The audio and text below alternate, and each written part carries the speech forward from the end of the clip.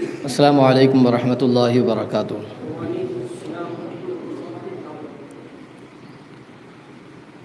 الحمد للہ رب العالمین والعاقبۃ للمتقین والصلاة والسلام علی سید الانبیاء والمرسلین اما بعد فاعوذ باللہ من الشیطان الرجیم بسم اللہ الرحمن الرحیم ان اول بیت وضع للناس للذی ببکۃ مبارکا وہدی للعالمین صدق اللہ العظیم۔ پڑھے الصلاۃ والسلام علیک یا رسول اللہ، الصلاۃ والسلام علیک یا حبیب اللہ، الصلاۃ والسلام علیک یا نبی اللہ، وعلی آلک واصحابک یا نور اللہ، صلی اللہ تعالی علیہ وسلم۔ میرے پیارے آقا صلی اللہ تعالی علیہ وسلم کے پیارے دیوانوں، اللہ تبارک و تعالی ہمارا خالق و مالک ہے اور اسی نے ہمیں پیدا بھی کیا، وہی ہماری تمام ضروریات کو پوری فرماتا ہے۔ اس دنیاوی زندگی کے مکمل ہونے کے بعد ہمیں اسی کے پاس جانا ہے، رب کی بارگاہ میں حاضر بھی ہونا ہے۔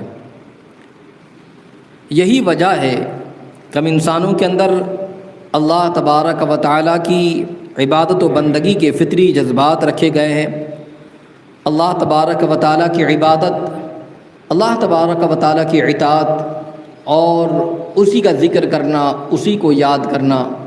اسی لیے قرآن مقدس میں اللہ تبارک و تعالیٰ نے جو ارشاد فرمایا وَمَا خَلَقْتُ الْجِنَّ وَالْإِنسَ إِلَّا لِيَعْبُدُونِ، کہ ہم نے جن اور انسانوں کو عبادت کے لیے پیدا فرمایا ہے۔ دنیا میں آنے کے بعد یہ ہماری ذمہ داری ہے، ہم اپنے مختصر سی زندگی جو گزار رہے ہیں وہ اللہ کی عبادت، اللہ کی اطاعت، اس کی فرمانبرداری میں گزاریں اور اللہ تبارک و تعالیٰ کو یاد کریں،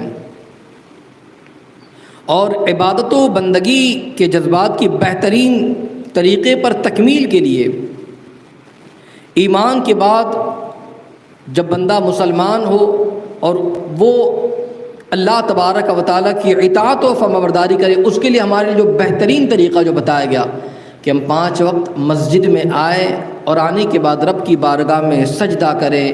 رب کی عبادت کریں، نماز پڑھیں اور اللہ تبارک و تعالیٰ کا ذکر کریں، مل کر آئیں، جماعت کے ساتھ نماز کا اہتمام کریں۔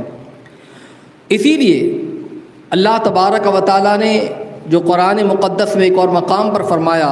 وَأَقِيمُوا الصَّلَاةَ وَآتُوا الزَّكَاةَ وَارْكَعُوا مَعَ الرَّاكِعِينَ، اللہ تعالیٰ نے ارشاد فرمایا کہ نماز قائم کرو اور زکوٰۃ ادا کرو اور رکوع کرنے والوں کے ساتھ رکوع کرو۔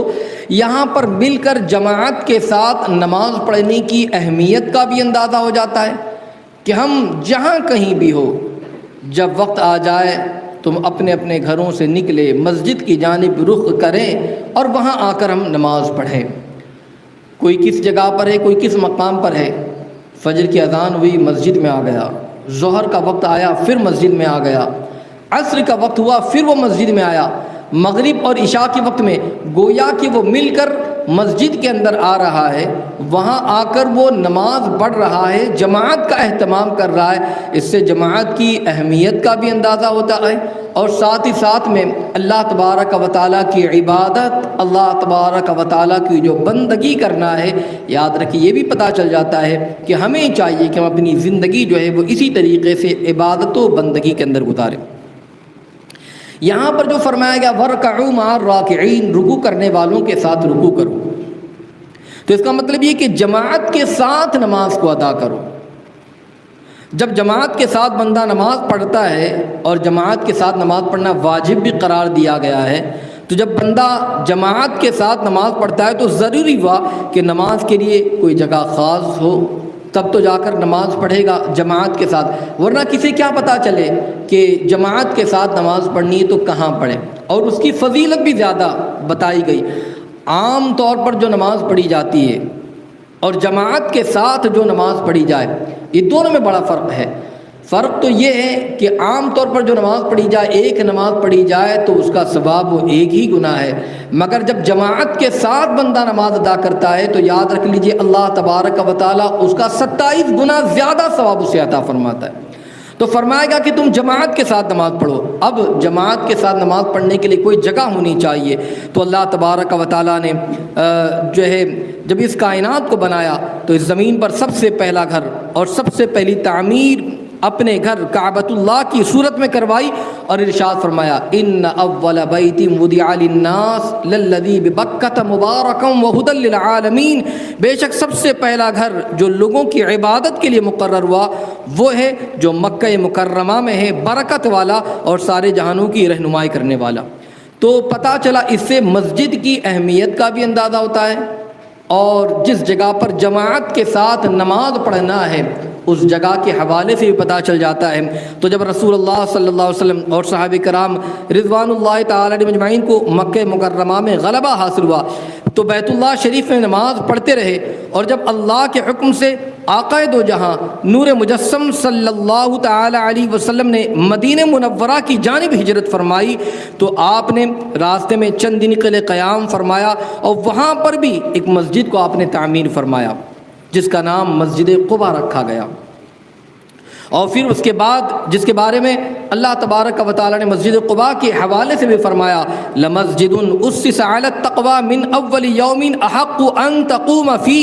فیہ رجال یحبون ان یتطہروا واللہ یحب المطہرین، فرمایا بے شک وہ مسجد کہ جس کی بنیاد پہلے ہی دن سے پرہیزگاری پر رکھی گئی وہ زیادہ مستحق ہے کہ آپ اس میں کھڑے ہوں، اور اس میں ایسے لوگ ہیں جو خوب صاف ستھرے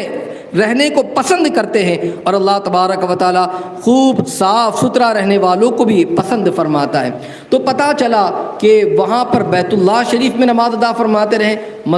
جب آپ ہجرت فرمائی تو آپ نے مسجد قباء کی تعمیر فرمائی، اور پھر وہاں پر رہ کر وہاں پر آپ نے عبادت فرمائی، پھر وہاں سے آپ آگے تشریف لے گئے مدینہ منورہ میں تو آپ نے وہاں پر بھی ایک مسجد کی تعمیر فرمائی جس سے مسجد نبوی شریف کہا گیا ہے۔ تو پتہ یہ چلا کہ